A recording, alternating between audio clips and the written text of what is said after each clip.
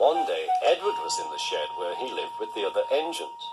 They were all bigger than Edward and boasted about it. "The driver won't choose you again," said Gordon. "He wants strong engines like us."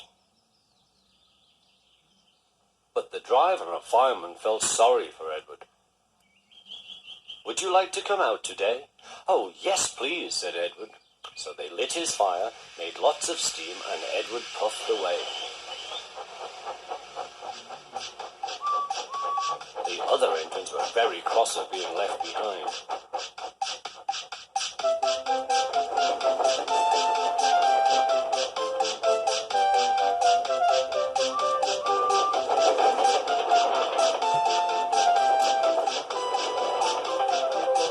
Edward worked hard all day. The coaches thought he was very kind, and the driver was very pleased.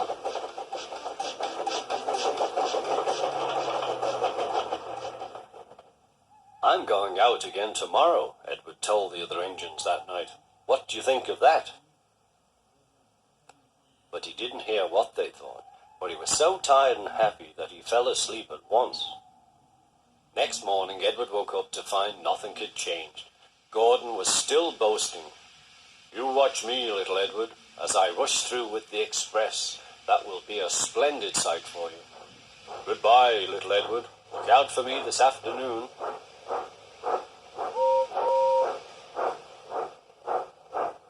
Edward went off to do some shunting. He liked shunting. It was fun playing with freight cars. He would come up quietly and give them a push. Then he would stop and the silly freight cars would go bump into each other. "Oh," they cried, "whatever is happening?"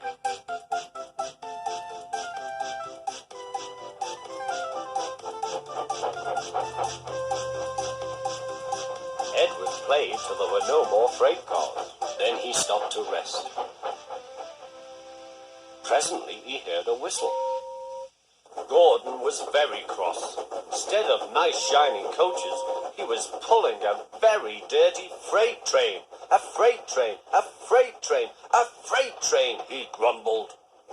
"The shame of it, the shame of it, oh, the shame of it." Edward laughed and went to find some more freight cars. Then there was trouble. "Gordon can't get up the hill," the porter called to Edward's driver. "Will you take Edward and push him, please?" They found Gordon halfway up and very cross.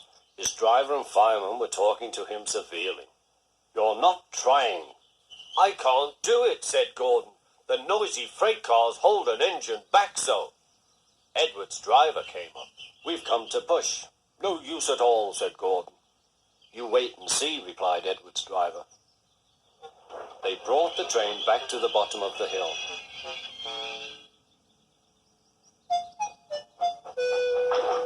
"I'm ready," said Edward. "No good," grumbled Gordon. They pulled and pushed as hard as they could.